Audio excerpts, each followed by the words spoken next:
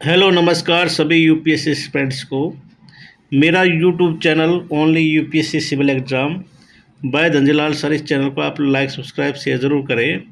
आज मैं पढ़ा रहा हूँ मिनी टेट सीरीज 46 और इस पर मैंने 2011 से लेकर के 2024 के prelims UPSC related question solve करवा दिए हैं और बहुत सारे इम्पोर्टेंट टॉपिक्स भी करवा दिए हैं। आप यूट्यूब चैनल पर जाके देख सकते हैं। आप मेरे चैनल को सब्सक्राइब ज़रूर करें। क्वेश्चन नंबर 91, शहरी विकास के संदर्भ में निम्नलिखित कारकों पर विचार कीजिए। ऑप्शन 1, शहरी गरीबों के लिए आश्रय में वृद्धि। ऑप्शन 2, महिलाओं की मूलभूत सेवा तक पहुंच में सुधार। वैकल्पिक परिवहन प्रणालियों का यूनियन। उपरोक्त में से कितनी संयुक्त राष्ट्र विकास कार्यक्रम की शहरी रणनीति के अंतर्गत उपबंधित प्राथमिकताएं हैं? तो इसमें राइट आंसर है ऑप्शन सी, तीनों ही प्राथमिकता है। जिसमें संयुक्त राष्ट्र विकास कार्यक्रम की शहरी रणनीति के अंतर्गत लोग बाग शहर में इसलिए जाते हैं क्योंकि वहाँ पर गरीब लोगों को आश्रय मिल जाता है तथा बुनियादी सेवाएं और स्वास्थ्य सेवा आसानी से सुलभ हो जाती है तथा परिवहन के साधन भी आसानी से उपलब्ध हो जाते हैं। ये प्राथमिक रणनीति के अंतर्गत होते हैं। नेक्स्ट क्वेश्चन, हाल ही में भारत के 22वें विधि आयोग ने महामारी रोग अधिनियम 1897 की एक व्यापक समीक्षा शीर्षक के साथ रिपोर्ट प्रस्तुत की है। इस संदर्भ में निम्नलिखित कथनों पर विचार कीजिए। किसके बारे में विचार करना है हमें? विधि आयोग ने महामारी रोग अधिनियम 1897 की समीक्षा के बारे में। ऑप्शन 1, महामारी रोग अधिनियम 1897 के तहत महामारी को परिभाषित करने के साथ साथ प्रकोप महामारी और विश्व महामारी के बीच अंतर स्पष्ट किया गया है। ऑप्शन 2, महामारी रोग संशोधन अधिनियम 2020 जिसे कोविड महामारी के बाद पारित किया गया था, स्थानीय सरकारों को महामारी के प्रसार को रोकने की शक्ति प्रदान करता है। उपरोक्त कथनों में से कौन सा सही है? तो इसमें राइट आंसर है ऑप्शन डी, दोनों कथन ही सही नहीं है। जो महामारी रोग अधिनियम 1897 में जो महामारी को परिभाषित नहीं करता, इसलिए ये ऑप्शन 1 गलत हो जाता है।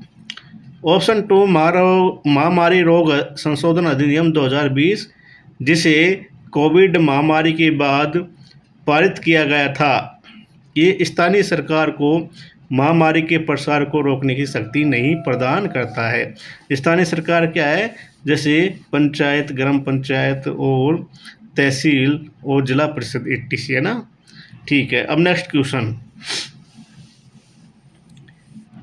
मार्केट गार्डनिंग निम्नलिखित में से किस जलवायु प्रकार से संबंधित है? ऑप्शन ए, ठंडी शीतोष्ण पश्चिमी सीमांत जलवायु। ऑप्शन बी, गर्म शीतोष्ण पूर्वी सीमांत जलवायु। ऑप्शन सी, ठंडी शीतोष्ण महाद्वीपीय जलवायु। ऑप्शन डी, ठंडी शीतोष्ण पूर्वी सीमांत जलवायु। तो मार्केट गार्डनिंग क्या होती है? मार्केट गार्डनिंग में जहाँ पर उच्च जनसंख्या घनत्व वाले शहर है उनमें सब्जियां पहुंचाने का जो काम है वो उससे संबंधित है। तो ये है, जैसे ये कहाँ पर है? जैसे यूनाइटेड, बेल्जियम, नीदरलैंड etc कंट्रियों में इस प्रकार की मार्केट गार्डनिंग से जलवायु प्रकार संबंधित है। कौन सी? ठंडी शीतोष्ण पश्चिमी सीमांत जलवायु। ठीक है, तो मार्केट गार्डनिंग किस जलवायु से संबंधित है? ठंडी शीतोष्ण पश्चिमी सीमांत जलवायु से संबंधित है।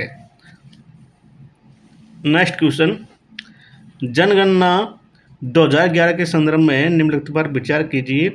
ऑप्शन 1, भारत का जनसंख्या घनत्व 5000 व्यक्ति प्रति वर्ग किलोमीटर से कम है। ऑप्शन 2, 2011 में पश्चिम बंगाल में जनसंख्या का घनत्व सबसे अधिक है। ये उपरोक्त कथनों में से कौन सा सही है? तो इसमें राइट आंसर है ऑप्शन ए, जो भारत का जनसंख्या घनत्व है वो 500 व्यक्ति प्रति वर्ग किलोमीटर से कम है। कितना? 382 किलोमीटर है। जबकि 2011 में बिहार में जनसंख्या का घनत्व सबसे अधिकता कितना था? 1102 प्रति वर्ग किलोमीटर था। तो इसलिए कौन सा सही है? ऑप्शन ए। नेक्स्ट क्वेश्चन, क्वेश्चन नंबर 95, निम्नलिखित व्यापार केंद्र में से कौन सा आंथ्रोपोपतन का उदाहरण है? Option A Tripoli Libya, option B Calais France, option C Karachi Pakistan, option D Singapore. तो आंथ्रोपोपतन का मतलब होता है ट्रांस सी पोर्ट भी होता है, और ये ऐसे पोर्ट होते हैं जहाँ निर्यात से पहले उसका आयात, संग्रहण और व्यापार किया जा सकता है। तो इसमें राइट आंसर है ऑप्शन डी सिंगापुर है। रोटरडम ये से ट्रांसशिप पोर्ट है जहाँ पर निर्यात से पहले आयात, व्यापार, संग्रह किया जा सकता है। तो आज मेरी 5 ट्यूशन की टेस्ट सीरीज 46 कंप्लीट हो गई है। अब मेरी जो नेक्स्ट टेस्ट सीरीज है वो कल आएगी। जय हिंद, जय भारत। प्लीज़ चैनल को लाइक, सब्सक्राइब, शेयर ज़रूर करें।